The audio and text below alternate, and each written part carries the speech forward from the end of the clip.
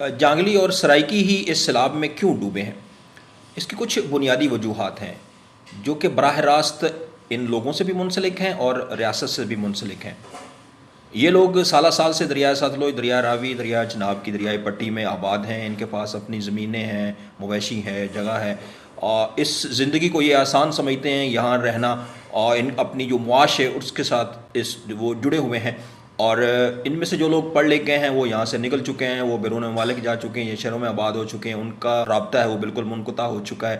یہ لوگ زیادہ تر اپنی لاچاری، بے بسی اور دکھ کو کیش کرنے کی کوشش بھی کرتے ہیں۔ اس سیلاب کو پہلے سے بھانپ لینے کی بجائے اپنی آنکھوں سے جب تک یہ دیکھ نہ لیں تب تک یہ اس سے باہر نہیں نکلتے۔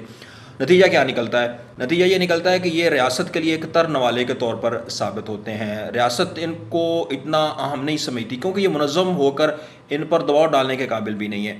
اور جب بھی سیلاب آتا ہے تو فلڈ ریلیف کیمپ لگا دیا جاتا ہے، ان کے ساتھ فوٹو سیشن کر دیا جاتا ہے، تھوڑا سا کھانا پینا دے دیا جاتا ہے اور ادویات دے دی جاتی ہیں، اور وہاں سے یہ چلتے بنتے ہیں۔ این جی اوز کے لیے یہ اہم موقع ہوتا ہے، وہ سیلاب کی تشہیر اور ان کے جو دکھ اور درد اور ان کی لاچاری اور بے بسی کو ایک کنٹینٹ کے طور پر آگے پہنچاتے ہیں۔ میڈیا والے بھی اسی طرح سے کرتے ہیں، اور ان کی خوب بکری ہوتی ہے۔ یعنی ٹیلی کمیونیکیشن اتھارٹی کے لیے یہ ایک اہم موقع ہوتا ہے۔ ان کی ویڈیوز جب نشر ہو رہی ہوتی ہیں تو ان کا ڈیٹا چل رہا ہوتا ہے۔ میڈیا والے جو انفلوئنسرز ہیں یا یوٹیوبرز ہیں یا دیگر لوگ ہیں، ان کی تشہیر ہو رہی ہوتی ہے، اور اس کی بنیادی وجہ ان کا دکھ اور تکلیف اور اذیت ہوتی ہے جو کہ کنٹینٹ کے طور پر بیچا جا رہا ہوتا ہے۔ لہذا سالہ سال سے سیلاب آتے ہیں، دریائے پٹی کے یہ لوگ اس سیلاب سے متاثر ہوتے ہیں، اور پھر ان کی چیخو پکار کو میڈیا اور این جی اوز اور ریاست والے کیش کرتے ہیں، اور کسی حد تک یہ بھی اس سے فائدہ اٹھاتے ہیں کہ ان کو کھانا مل جاتا ہے کچھ،